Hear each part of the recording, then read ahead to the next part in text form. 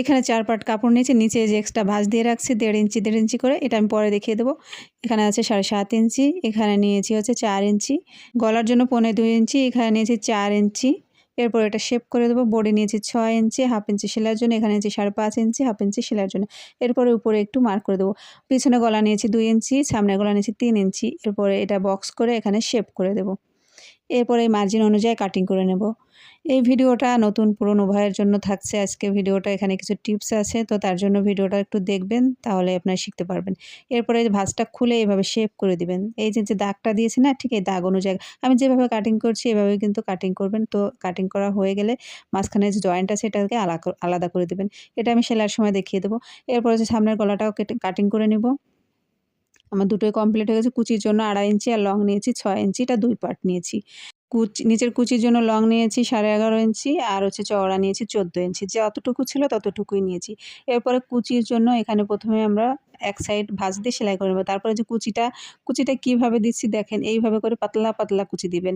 এটা যেহেতু আমরা বেবি কলার তৈরি করব এই কুচি দিয়ে, তো এই পাতলা পাতলা দিলে সুন্দর লাগবে। এরপরে গলার এখানে বসাবেন। পট্টি বসানোর আগে গলাটা বসাতে হবে। আমি যেভাবে বসাচ্ছি ঠিক সেভাবে বসাবেন। এটুকু আর বোঝানো যাচ্ছে না আর কি বলে। তো আমি যেভাবে সেলাই করে নিচ্ছি ঠিক সেভাবে সেলাই করে নেবেন। সেলাই করার পর আমি কিন্তু সোলো করে আপনাদের দেখাচ্ছি আপনারা এই গলাটা কিভাবে তৈরি করবেন। একটা দেখিয়ে দিয়েছি, আমি আরেকটাও দেখিয়ে দিচ্ছি। যারা নতুন আছেন তাদের জন্য আমি দ্বিতীয়বার দেখিয়ে দিচ্ছি, আর যারা পুরনো আছেন পারেন না তারা ভিডিও থেকে শিখতে পারেন। তো এরপরে হচ্ছে গিয়ে করা হয়ে গেছে। পিছনে যে ভাঁজ দিয়ে এক পার্টে আছে চাপ দিয়ে দিব। এটা হচ্ছে গিয়ে ঘাটের জন্য আর কি। এরপরে এটা সেলাই হয়ে গেলে বোতাম ঘাটের জন্য এখানে চিকন করে নেব, কারণ বোতাম ঘাটটা হচ্ছে নিচে থাকবে আর যেটা ঘাট হবে সেটা উপরে থাকবে। এজন্য এটা নিচে চিকন করে দিয়েছি। সেলাই করা হয়ে গেলে দুটোর উপরে এভাবে করে বসিয়ে তারপরে নিচে একটু চাপ সেলাই দিয়ে দিবেন। একটু ধৈর্য ধরে আপনি যদি ভিডিওটা দেখেন আপনি এই সুন্দর ড্রেসটা কিন্তু তৈরি করতে পারবেন। এরপরে কাঁধটা জয়েন করে নেবেন। আমি জয়েন করে নিয়েছি। কাঁধটা কিন্তু ডবল সেলাই দিবেন। প্রত্যেক জায়গায় ডবল করে সেলাই দিবেন। এরপরে সেলাই করা হয়ে গেলে এই কাপড়টা আমি আগে থেকে পট্টিটা জয়েন করে রেখেছি। এরপরে হচ্ছে গিয়ে উল্টা করে বসিয়ে দুভাঁজ করে পট্টিটা, তারপর হচ্ছে এভাবে করে সেলাই করব। আমি যেভাবে সেলাই করছি ঠিক সেভাবে করে সেলাই করবেন। এই ধরনের পট্টি দেওয়া ড্রেসগুলো কিন্তু দেখতে খুবই সুন্দর লাগে, আর বিশেষ করে বাচ্চাদেরও। এরপরে সেলাই করা হয়ে গেলে এখানে ছোট ছোট করে কাটিং করে দিবেন, কারণ এটা যখন আমরা এভাবে সদর করব তখন হচ্ছে খুব সুন্দরভাবে বসবে।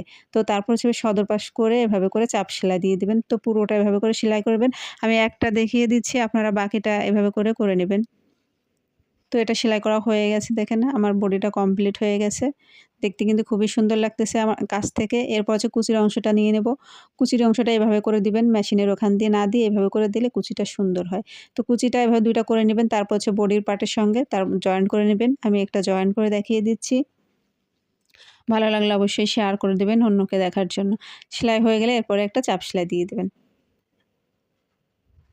তারপর হচ্ছে সাইড সেলাই করবেন। সাইড সেলাইটা হচ্ছে গিয়ে আমি নতুনদের জন্য দেখিয়ে দিচ্ছি। পুরনোরা তো সাইড সেলাই করতে পারেন।